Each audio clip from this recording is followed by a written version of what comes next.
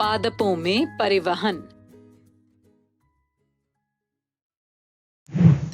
इस वीडियो में हम सीखेंगे पादपों में पदार्थों का परिवहन, जल और खनिजों का परिवहन, वाष्पोत्सर्जन।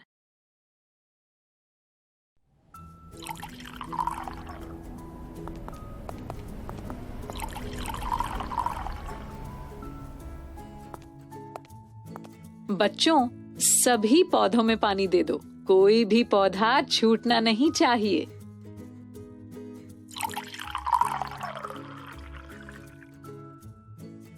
अरे दीदी देखो, ये गुलाब का पौधा तो सूख ही गया है। लगता है इसको कई दिन से किसी ने पानी नहीं दिया। अरे हाँ, इसकी तो पत्तियां भी पीली पड़ गई हैं। कोई बात नहीं बच्चों, इसे अभी पानी दे देते हैं और मैं इसमें थोड़ी देर बाद खाद भी डाल दूंगी ताकि इसे अच्छा पोषण मिल सके।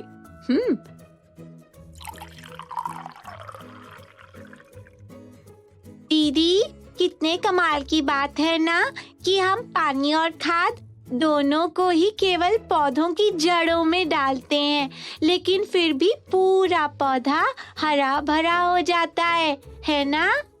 हाँ बच्चों, क्या तुम सब जानते हो, ये भी परिवहन का ही कमाल है।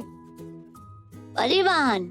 हाँ खोजी, हम मनुष्यों के शरीर की तरह पौधों में भी परिवहन होता है।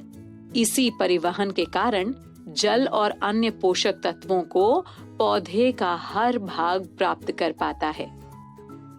पौधों में परिवहन के बारे में और अधिक विस्तार से समझाइए ना दीदी। तो फिर चलो कक्षा में, वहीं पर इसके बारे में जानेंगे, ठीक है? ठीक है दीदी। अब बताइए दीदी, कैसे होता है पौधों में परिवहन? बच्चों, तुम सभी को ये तो पता ही है ना कि जड़ें मिट्टी में से पानी और खनिज लवणों को अपने अंदर सोखती हैं। हाँ दीदी, और उस पानी और खनिज लवणों का प्रयोग करके ही पत्तियां पौधे के लिए भोजन बना पाती हैं, है ना? बिल्कुल सही सवाली। लेकिन क्या तुम सब ये जानते हो कि जड़ों द्वारा अवशोषित किया गया पानी और अन्य खनिज पोषक पौधे की किन विशेष संरचनाओं द्वारा पत्तियों तक पहुंचते हैं? ये तो हमें नहीं पता दीदी। कोई बात नहीं, मैं बताती हूँ। बच्चों, जिस प्रकार हमारे द्वारा ग्रहण किया गया भोजन परिवहन के द्वारा हमारे शरीर के विभिन्न भागों में पहुंचता है, उसी प्रकार पौधों में भी परिवहन के द्वारा ही विभिन्न पोषक तत्व सभी भागों में पहुंचते हैं। हमारी तरह ही पौधों में भी परिवहन के लिए कोई विशेष अंग पाए जाते हैं क्या? खोजी, पौधों में जड़ों से लेकर पत्तियों तक पतली पतली नलिकाओं के रूप में वाहिनियों का एक तंत्र होता है, ठीक है, जो पदार्थों के परिवहन में मुख्य भूमिका निभाता है। ये बिल्कुल वैसा ही है जैसे हम दैनिक जीवन में पानी को एक स्थान से दूसरे स्थान तक पहुंचाने के लिए पाइपलाइन का प्रयोग करते हैं।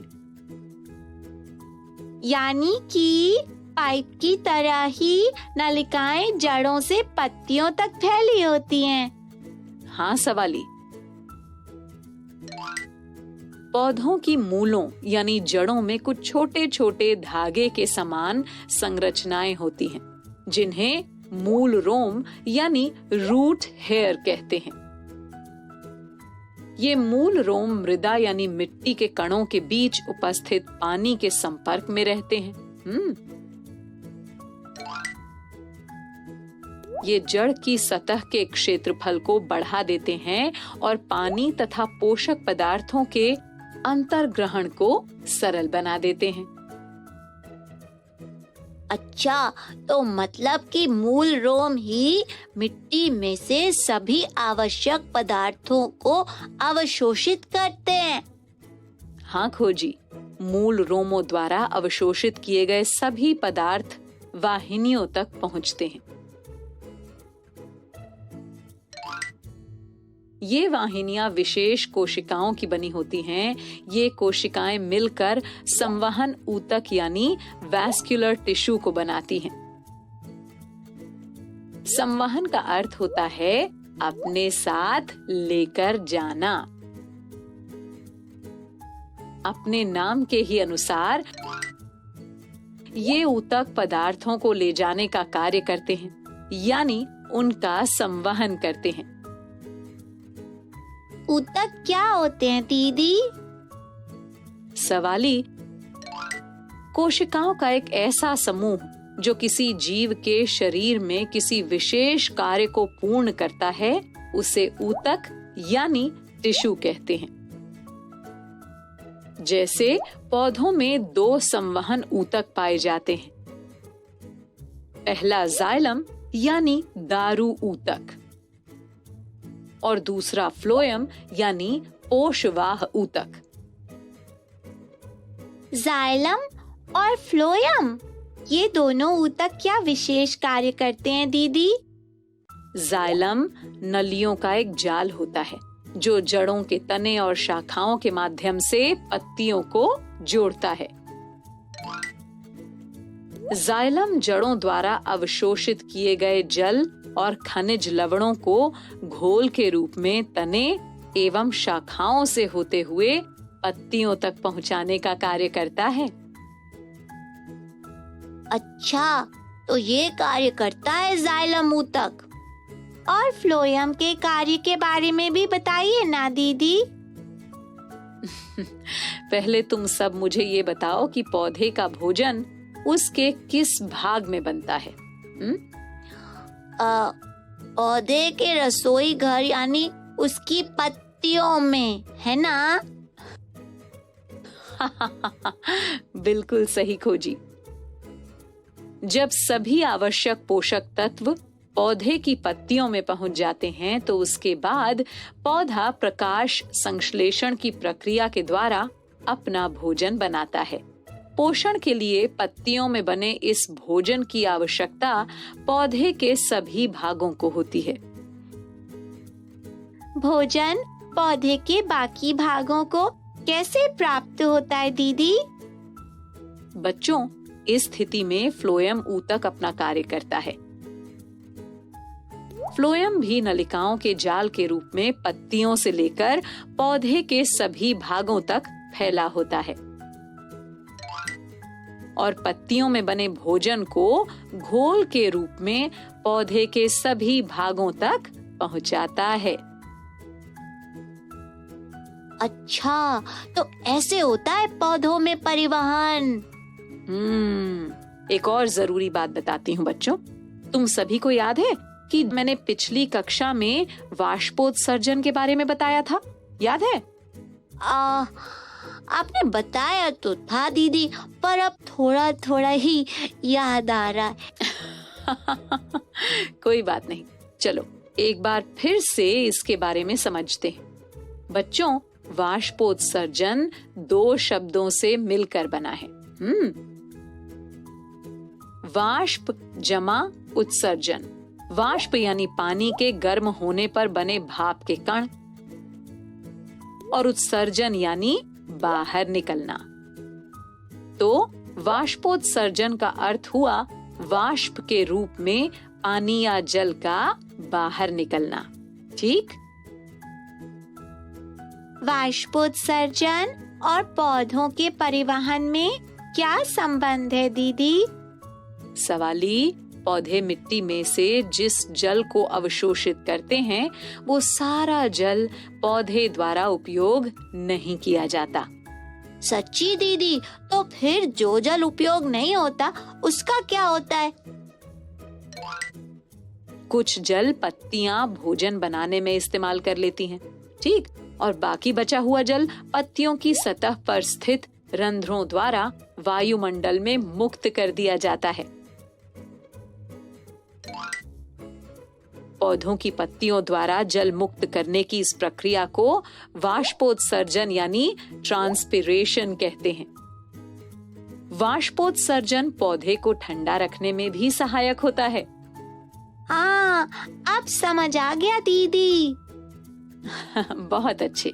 पता है बच्चों, वाष्पोत्सर्जन और जड़ों द्वारा मिट्टी में से जल के अवशोषण में एक रोचक संबंध है। कैसा संबंध दीदी? बच्चों, जब पत्तियों में से पानी वाष्पित हो रहा होता है तो पौधे में ऊपर की ओर एक चूषण अभिकर्षण यानी खिंचाव विकसित होने लगता है। ये बिल्कुल वैसा होता है जैसे कोई स्ट्रॉ से ऊपर की ओर पानी को खींच रहा हो। इस खिंचाव से क्या होता है दीदी? इस खिंचाव बल के कारण पौधे की जड़ें पानी को अपने अंदर अवशोषित करती हैं और पौधे में आवश्यक जल की आपूर्ति होती है। बहुत विशाल और ऊंचे वृक्षों में जल का खिंचाव इसी प्रकार होता है। अरे वाह, ये तो बड़ी रोचक जानकारी पता चली आज। तो बच्चों, आज हमने जाना पौधों में परिवहन से संबंधित कुछ रोचक जानकारियों के बारे में। अब तो तुम सभी को अपने सवालों के जवाब मिल गए ना? हाँ संपर्क दीदी। हाँ संपर्क दीदी। तो चलो अब मेरे कुछ सवालों के जवाब दो। सबसे पहले ये बताओ कि पौधों में कौन कौन से संवहन ऊतक पाए जाते हैं?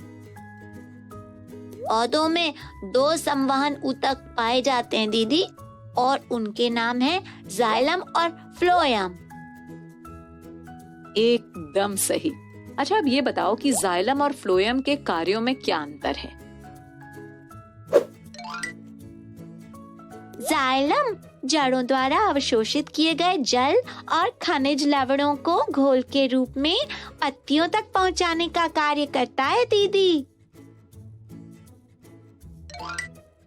और फिर पत्तियों में बने भोजन को फ्लोएम घोल के रूप में पौधे के सभी भागों में पहुंचाता है। बिल्कुल सही बच्चों, शाबाश। अच्छा, अब ये बताओ कि वाष्पोत्सर्जन प्रक्रिया क्या है? पौधों द्वारा भोजन बनाने में उपयोग किए गए जल के अतिरिक्त बचे हुए जल को पत्तियों के रंध्रों द्वारा वायुमंडल में छोड़ दिया जाता है। इस प्रक्रिया को वाष्पोत्सर्जन कहते हैं दीदी। शाबाश बच्चों, तुम सभी ने सारे सवालों के बिल्कुल सही जवाब दिए। अच्छा, तो अब मैं चलती हूँ, फिर मिलेंगे ऐसी ही कुछ नई और रोचक जानकारियों के साथ। ओके बच्चों, बाय बाय बाय। बच्चों, अब मैं जाती हूँ, कल फिर मिलने आती हूँ। इंग्लिश में अब होंगी बातें, मैथ सीखेंगे हंसते गाते। पहेली, किस्से और कहानी सुनना अब तुम मेरी जुबानी। बात पड़ी है सीधी सीधी, मैं हूँ आपकी संपर्क दीदी। आपको ये वीडियो देखकर मजा आया ना?